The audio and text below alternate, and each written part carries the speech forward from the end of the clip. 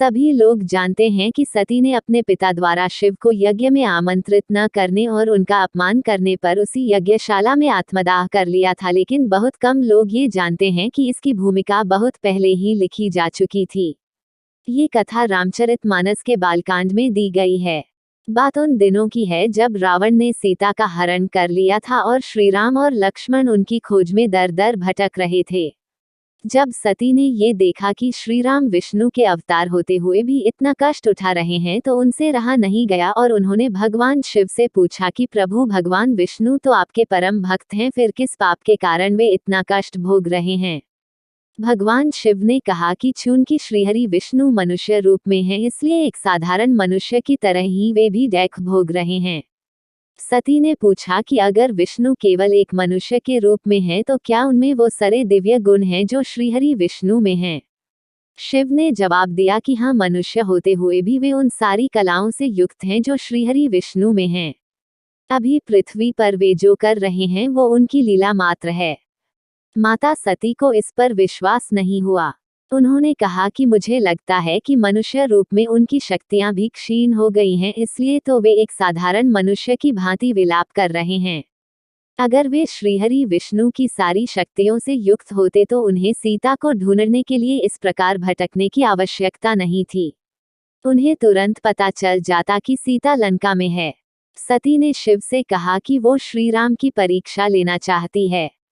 शिव ने उन्हें मना किया कि ये उचित नहीं है, लेकिन सती नहीं मानी। अंततः विवश होकर महाकाल ने आज्ञा दे दी। शिव की आज्ञा पाकर सती ने सीता का रूप धरा और जाकर वन में ठीक उस जगह बैठ गई जहां से श्रीराम और लक्ष्मण आने वाले थे। जैसे ही दोनों वहां से गुजरे तो उन्होंने सीता के रूप में सती को देखा। लक्ष्मण सती की इस माया में आ गए और सीता रूपी सती को देखकर प्रसन्न हो गए। उन्होंने जल्दी से आगे बढ़कर उन्हें प्रणाम किया। तभी अचानक श्रीराम ने भी आकर सती को दंडवत प्रणाम किया। ये देखकर लक्ष्मण के आश्चर्य का ठिकाना न रहा। इससे पहले वे कुछ समझ पाते, श्रीराम ने हाथ जोड़कर सीता रूपी सती से कहा कि माता, आप इस वन में क्या कर रही है?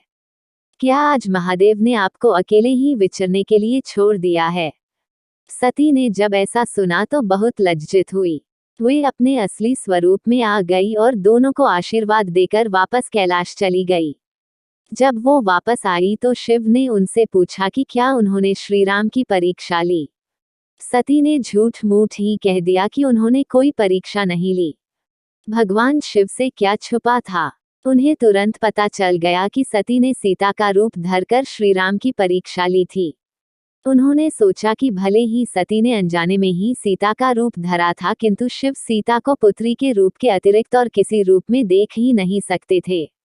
अब उनके लिए सती को एक पत्नी के रूप में देख पाना संभव ही नहीं था।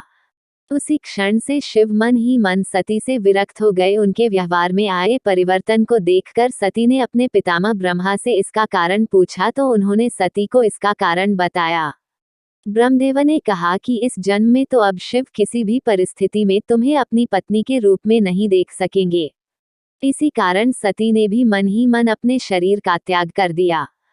जब उन्हें अपने पिता दक्ष द्वारा शिव के अपमान के बारे में पता चला तो उन्होंने यज्ञ में जाने की आज्ञा मांगी।